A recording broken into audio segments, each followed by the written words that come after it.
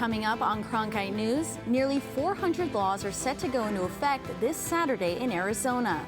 How they'll impact November's general election. Plus, how Arizona lawmakers are hoping to shift production of U.S. chips closer to home. And NASA shares new pictures of a planet, and they're the most clear images we've seen in 3 decades. Cronkite News starts now. Good evening and welcome to Cronkite News on Arizona PBS. I'm Geraldine Torellis. And I'm Alexia Stambridge. Thank you for joining us.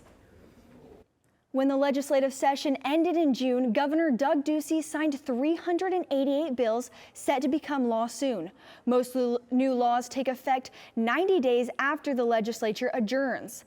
This year, that date falls on September 24th. That's this Saturday. Cronkite News reporter Michelle Aaron tells us several of the new laws and how they could impact the upcoming elections. Lawmakers considered more than 100 bills having to do with election reforms and passed more than a dozen. Let's take a look at a few of the laws that will have an impact in November. Senate Bill 1329 mandates real-time tabulation of ballots on Election Day, particularly counting early ballots returned at voting locations. The totals must be posted on county websites. This bill received bipartisan support and was designed to address claims that late unconfirmed ballots added to the vote totals in 2020. Senate Bill 1008 changes the recount margin if the election results are within 0.5%, as compared to the old law which triggered recounts at 0.1%. Critics say we will likely see more recounts, but the bill sponsor, Michelle Ugente-Rita, says the previous margin was too narrow to ever trigger a recount. The rationale behind the bill was to make sure that we have a real mechanism in place that can verify the election results when there is a close race. There's also a number of laws having to do with voter registration. Senate Bill 1170 now requires the Arizona Game and Fish Department to hand out voter registration forms when people sign up for a hunting or fishing license online or in person. And finally, House Bill 2237 bans same-day voter registration by making it a Class 6 felony to register persons to vote on an election day. The last day to vote, or the last day to register, is October 11th for the November election. At the Google touchscreen, Michelle Aaron, Cronkite News. The House passed a bill yesterday to change the Electoral Count Act with hopes to prevent another January 6 type incident. The legislation was sponsored by Republican Liz Cheney and Democrat Zoe Lofgren in response to the attempt to overturn the election. They believe it will help ensure a peaceful transition of power. The bill will still have to go through the U.S. Senate, but it's said to be filibuster-proof because of bipartisan support. However, it's up in the air if the Senate will be able to take it up before the midterms or if it will be saved for the lame duck session after. A recent survey of likely Arizona voters shows Senator Mark Kelly with a double-digit lead over GOP opponent Blake Masters. According to OH Predictive Insights, the survey revealed that 47% of likely voters prefer Kelly to win the U.S. Senate election, compared to the 35% who prefer Masters. The poll also reveals Kelly's most notable support, in addition to liberals, is coming from 63% of younger voters, particularly in the age range of 18 to 34 years old. There's about 3 weeks left until early voting begins for the midterm elections. A new law in Arizona goes into effect this Saturday, protecting victims of serious crimes from their abuser. It's called Kaylees Law and would allow victims to request a lifetime order of protection, even if their convicted abuser is let off probation. Maricopa County Attorney Rachel Mitchell has been a proponent of this law since it was introduced in 2020. It was created by Kaylee Kozak after she says the man who sexually abused her petitioned to have his probation lifted. A victim's story does not end when their case closes. That's just the chapter that's closing, and they have to live with what was done to them for their entire life. It doesn't go away. You're left with constant reminders. With this new law, convicted abusers can face misdemeanor charges if they ever attempt to contact their victims after probation. And they're in our phones, our cars, even our refrigerators, but microchips don't often get talked about. That was not the case today in Washington, where Arizona Senators Kyrsten Sinema and Mark Kelly touted a law aimed at boosting U.S. chip manufacturing, as Haley Smilo reported from our Washington bureau. The senators came to today's event, sponsored by the Washington Business Journal and ASU, to talk about the Chips and Science Act that was signed into law last month. But they spent at least as much time talking about how far the U.S. has fallen behind. We used to make the best chips in the world. We used to have about 40% of the worldwide production. Today it's 12%. But of the best chips in the world, the percentage that is made here in the United States is exactly zero. We have to rely on other countries. Texas Senator John Cornyn noted at today's event that roughly 90% of chips are made in Asia, and 60% of those come from Taiwan. Lawmakers hope the Chips and Science Act can change that. The $52.7 billion fund will go towards research and development for incentives to encourage expansion of U.S. chip-making capacity and training for the high-tech workers who will be needed. This is not about investing money in corporations. This is about investing money in our country's future, so that the people that we care about, our kids and our grandkids, that they can take advantage of those opportunities that are coming. Those jobs could pay well. Kelly estimates that the starting salary for a microchip developer could be $60,000 to $80,000. Sinema sees the Chips and Science Act as a pathway to a brighter future for Arizona and the U.S. That enthusiasm is shared by Bruce Andrews, a vice president for chipmaker Intel. CHIPS Act and the Science Act is probably the biggest piece of competitiveness legislation that's been passed in the United States maybe since World War II. Intel last year broke ground on 2 new manufacturing facilities in Chandler, a $20 billion expansion when fully operational in 2024.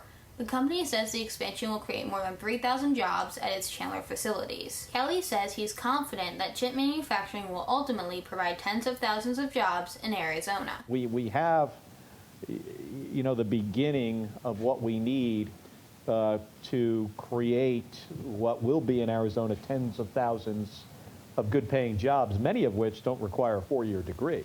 In Washington, Haley Smilo, Cronkite News. The White House created a Chips for America office to oversee implementation of the Chips and Science Act. This week, it announced the appointment of the officials who will run for that effort from the White House and the Commerce Department. The Federal Reserve raised their interest rates for the 5th time this year. It's the rate banks use to borrow and lend to each other, and that trickles down to everything, including interest rates on home mortgages.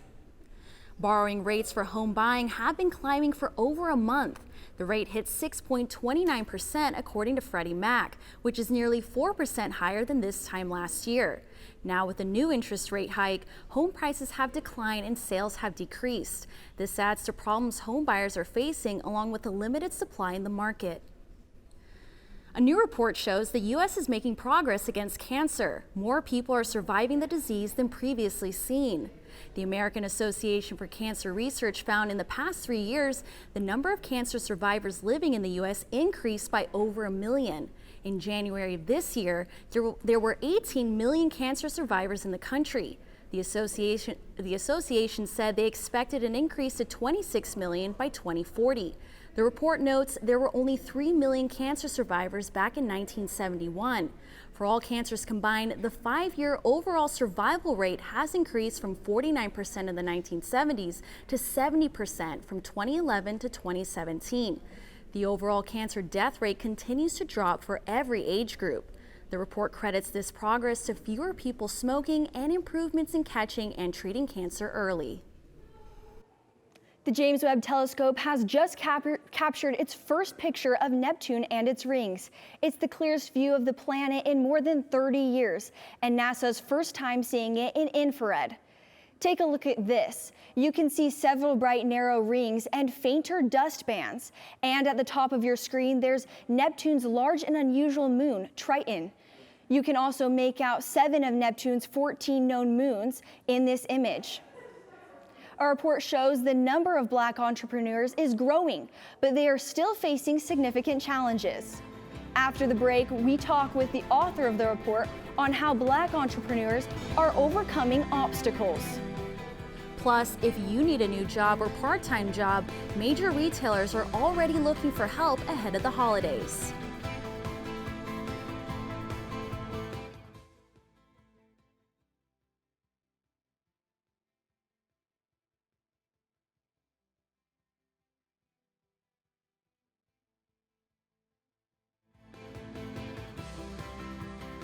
Okay, let's go right up in here and start having some fun.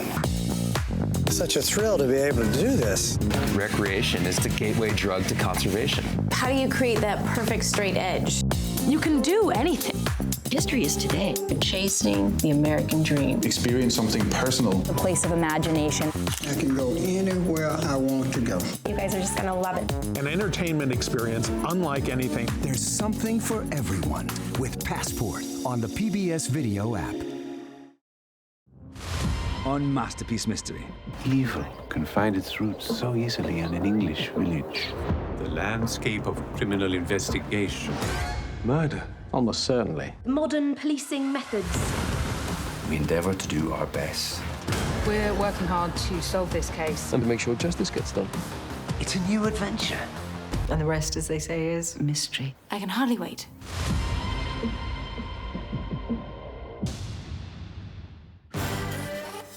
Art was one of the powers that made life life. I think we all believed that.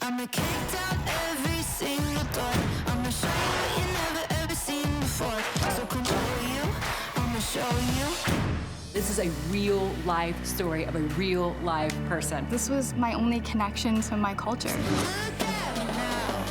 Fight the power. Our stories deserve to be heard. You're passionate and you respect your heritage. That is a perfect recipe. Now is the time for the Reformation. Now is the time to rebuild the nation. That's amazing. You're making me cry. Some girls can go out there and just steal a spotlight. This is the moment that we've all been waiting for.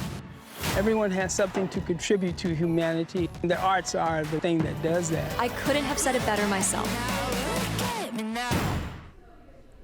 A new report on the state of Black business in Arizona shows that there are more Black entrepreneurs than before the pandemic. But as Annie Levino shows us, Black-owned businesses still face big challenges. Fernanda Sales is the owner of Fern Diggity Sweets and Treats. Sales is one of the many Black entrepreneurs in the Valley. She shares how she overcame the struggles of being a Black business owner. Definitely challenges, financial challenges. I didn't have a lot of money at all to start my business. Sales is not alone. According to the State of Black Business August report, Black entrepreneurs are most likely to start a business out of necessity. They face real barriers. The number one challenge facing Black business owners and remains is the lack of access to capital as a key barrier. The report showed over 50% of Black-owned businesses faced challenges accessing capital when they first opened, compared to 30% of other businesses. Angela Garman from ARG Coaching and Consult says that Black-owned businesses have been struggling for many years. We continue to see, first and foremost, where Black businesses were behind at the onset and then during the pandemic, and then not being able to gain access to capital. So businesses were being destroyed. One way Black entrepreneurs find success is through the support of other Black-owned businesses. Sales says she started at local barbershops in the Valley, which brought more customers to the business. They told everyone that they could about my business, so I was able to spread that way as well. Businesses like Fern Diggity continue to be a positive part of the economy in Arizona. This year, Black businesses are projected to create around 15,000 new jobs in the metro area. In Mesa, Annie Levino, Cronkite News. You can find Sales and her treats along with other Black entrepreneurs at Uptown Farmers Market on Saturday from 8 a.m. to 1 p.m. Fern Diggity Sweets and Treats are also available at Main Street Harvest in Mesa. We may be a few months away from the holidays, but some retail chains are already gearing up for the rush. Target announced it's planning to hire 100,000 seasonal workers this year, and Walmart isn't far behind, hoping to get 40,000 new employees. Holiday shopping is expected to slow down, with inflation causing fewer shoppers and more overstocked products. Still, Walmart is planning to offer their major holiday discount starting next month, and with their lead, other retailers may do the same. Fall is finally here, and the equinox happens tonight at 6 p.m. Jack Wu is in the Weather Center to tell us about what the season change has in store for Arizona temperatures. Can we expect those fall temps soon, Jack? Well, Alexia, we will be seeing those fall temperatures. It's just going to look a little different for us versus the rest of the country. As you can see, 99 degrees tomorrow in Phoenix. Not exactly the fall temperatures we were hoping for, but you look at the rest of the West Coast, 77 degrees in San Francisco, 79 in Los Angeles, even 68 in Seattle. You look at the East Coast, we have highs of 57 in Buffalo. I mean, I couldn't believe if it was 57 here tomorrow. I don't know about that, but 56 in Minneapolis, even colder there. But we will be seeing some lower lows. As you can see, 80 degrees for our low tomorrow in Phoenix, 46 degrees for the low in Flagstaff. It's almost ski season up there. So, and those temperatures are going to be getting even colder and colder. What does that mean for tomorrow? Well, unfortunately, it's still going to be in the low 90s and the high 80s, 91 degrees on your way home from work, 86 degrees to end off your night. For the rest of your week, again, like we said, 99 degrees on Friday. It's going to stay in the mid-90s from Saturday and Sunday. We are going to see some cloud cover. Not exactly going to be rain, but you might see a little bit of precipitation. As for the rest of your week, it's going to be in the low hundreds Monday through Friday, and we are still seeing those low temperatures of the high 70s and the low 80s. So that is the way we are preparing for our fall season. From the Cronkite News Weather Center, I'm Jack Wu. I'm Kevin Redfern. Coming up after the break, I'll have your Cronkite Sports Report. When we come back, see how the Coyotes are preparing their roster for opening day.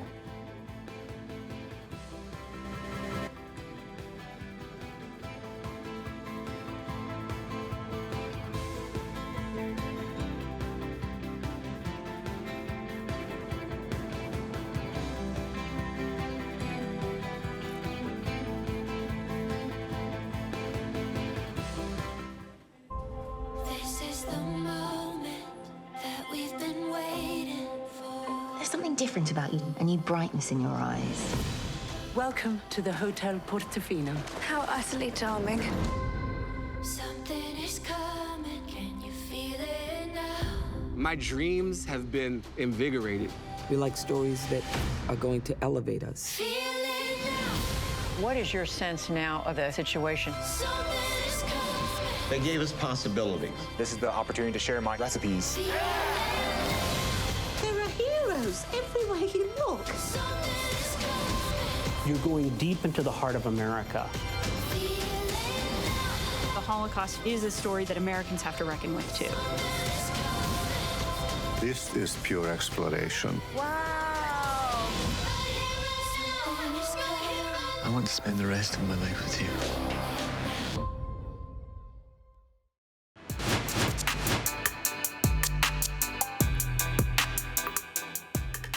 Welcome back to the Cronkite Sports Report. I'm Kevin Redfern. This week, the Arizona Coyotes had two major unresolved questions regarding their opening day roster. They solved one by agreeing to a 2-year contract extension with Barrett Hayton. Now, what to do with defenseman Jacob Chychrun. Chychrun was not on the ice this morning as the Coyotes held their first practice of the new season. He's currently nursing a wrist injury and has been vocal about wanting out of Arizona. The 6-year veteran is frustrated with the team's rebuilding process. Chychrun admitted yesterday that he still desires a trade and hopes the front office can move him to a contender. It's just crazy. I don't want to, these years to keep going by and, be 10, 12 years into the league and not had a real good chance or shot at not only the playoffs, but winning a Stanley Cup. I mean, you ask anybody that plays the sport at the highest level, they're all going to tell you they play it to win. And that's really my mentality and where I'm at. The NHL trade deadline is February 20th, so the Coyotes have no incentive to move Chychrun anytime soon. The 24-year-old has 3 years left on his contract. Major League Baseball announced it will be implementing new rules for the upcoming 2023 season. Cronkite News reporter Edison LaCour has the latest reactions from members of the Arizona Diamondbacks. Major League Baseball has decided to ban the shift, implement a pitch clock, and increase the size of the infield bases effective next season. Now, each one of these rule changes has undergone testing at the minor league level and are now ready for the majors. The rules next year are going to be pretty much the same as what I had all year in AAA. So I'm definitely used to them. I think it's pretty nice not having the pitch clock, but I understand it. While rookie pitchers like Ryan Nelson are used to the 15-second pitch clock, right-hander Zach Davies knows there will be time for more veteran players to adjust to it. It's going to be different. That's what spring training's for. Whether we like it or not, they're in the rules. So we're going to have to get used to them at some point.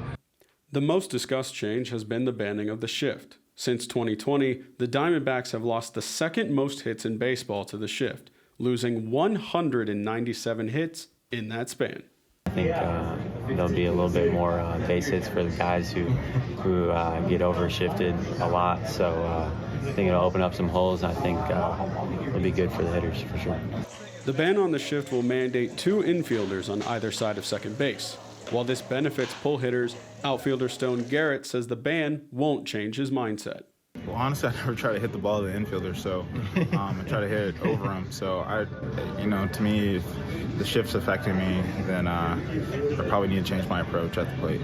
The larger bases are being implemented to help reduce the amount of collisions at first base, but could also lead to an increase in stolen base numbers for speedsters like Jake McCarthy. I've experienced it a little bit for like half a season last year in the minors. We had the bigger bases. I don't think I've ever done the pickoff rule. I could be wrong about that, but if it makes the base path a little shorter, if it gives us a little edge, I think for sure that's part of my game. So hopefully it does help. Now all 3 of these new rule changes are set to debut next season, and the Diamondbacks will be ready to adjust to them with their young squad looking to prove themselves. In Phoenix, Edison LaCour, Cronkite News. While McCarthy is excited about what the larger bags could do for his stolen base numbers, the team as a whole should be happy about the ban on the shift. The AVP Pro Beach Volleyball Tour has returned to Phoenix for the first time since 2009. The championship is a 2-day single elimination draw beginning Friday night and ending Saturday. The Footprint Center is currently being beachified to create a one-of-a-kind fan experience. The world's best volleyball players, men and women, will be competing in hopes to claim the $100,000 prize. 20 trucks unloaded 300 tons of sand into the Footprint Center to build the only indoor court the athletes will play on this season. While the tour has stopped in Phoenix before, this is the first time the city will host the championship. The AVP was really excited to return to the Phoenix market. There's just been such booming interest in volleyball in general. It certainly helps that the Footprint Center is a climate-controlled space for our championship, so I think the players will really appreciate not playing in the elements like rain and wind. That's it for today's Cronkite Sports Report. Back to you, Geraldine. Coming up, the Arizona State Fair is back, and there's plenty of attractions for the whole family. How much you can expect to pay, what you'll see, and where you can buy your tickets.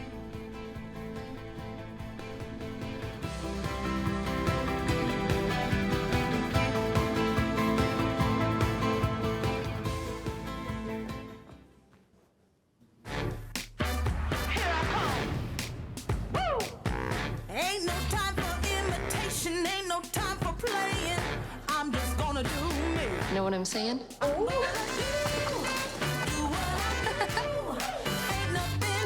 Try to stay out of trouble.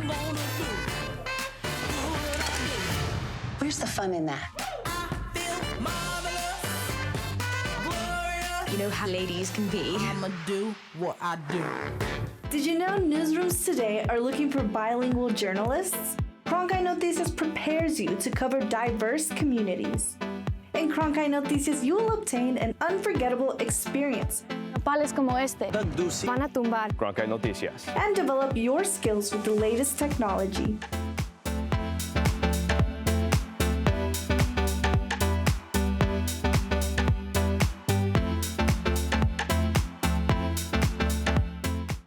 That way the flavors will marry nicely. Can you tell me what I'm looking at? I'm not looking for love, I'm looking for cookies.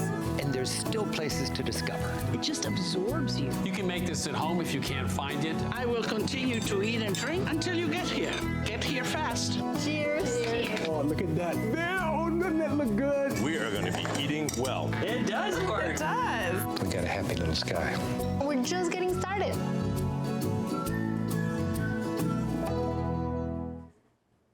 The Arizona State Fair is back and it starts tomorrow. It will be open every Thursday through Sunday until the end of October.